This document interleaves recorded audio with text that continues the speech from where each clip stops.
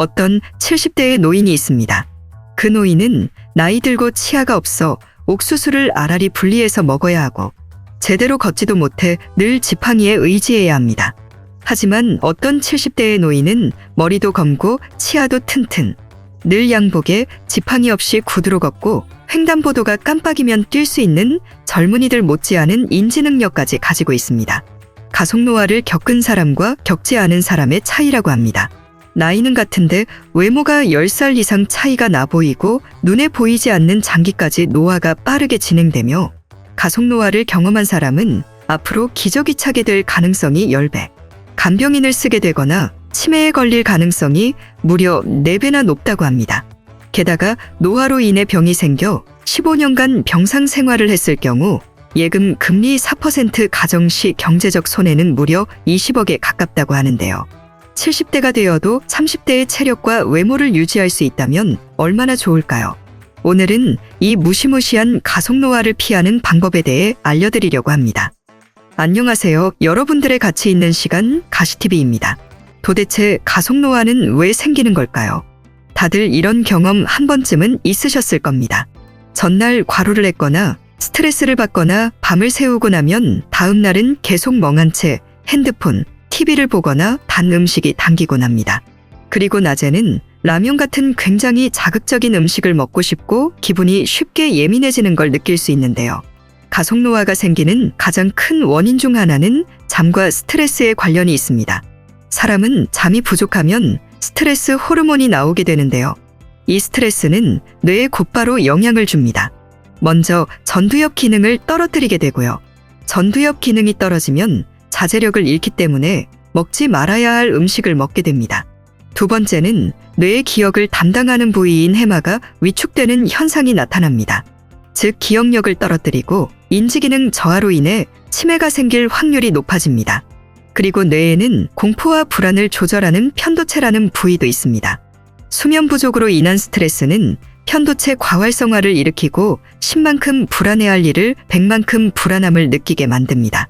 결국 편도체 과활성화는 두 가지 문제를 일으키는데 첫 번째는 화가 많은 사람이 된다. 두 번째는 욕심이 많아진다입니다.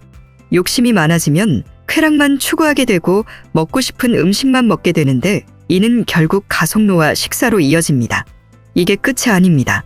가속노화 식사를 하면 만성염증, 인슐린 저항성, 지방이 늘어나고 이런 것들이 내 몸의 세포를 노화시키게 되는데 노화된 세포는 또 염증 물질을 만들고 이것들은 또 노화를 가속하고 혈관 손상을 일으켜 혈압도 올리고 올라간 혈압은 뇌 기능을 떨어뜨리고 전두엽 기능이 떨어지고 결국 사람의 회복 탄력성은 떨어지고 체력도 떨어지고 몸의 모든 악순환이 반복되는 겁니다.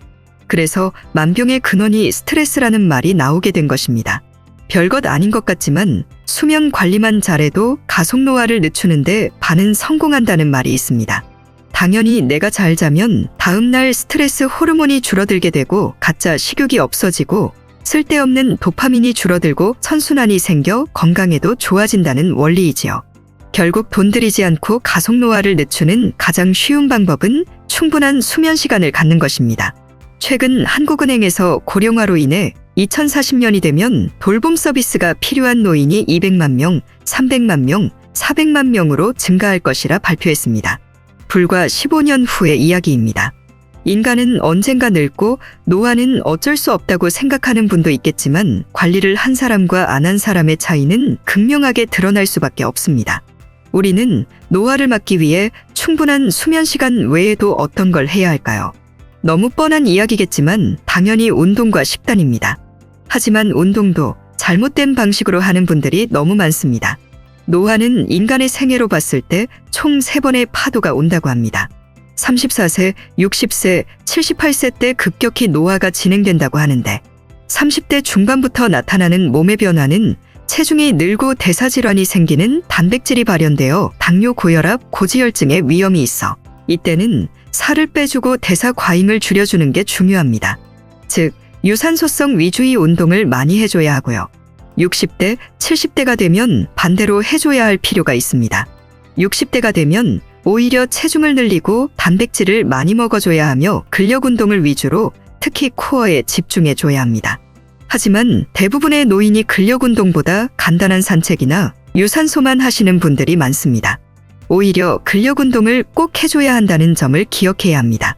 특히 단백질 섭취의 경우 21년 국민건강영양조사에 따르면 한국의 노인 중 남성은 2명 중 1명이 단백질 결핍이 있었고, 심각한 건 노인 여성 3명 중 2명이 단백질 결핍이 있었다고 합니다.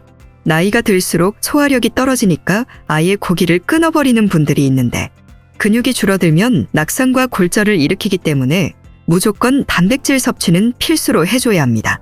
만약 고기나 해산물 등 일상생활에서 자주 먹기가 어렵다면 영양제나 건강기능식품을 먹어주는 것으로 채워주는 것이 좋습니다.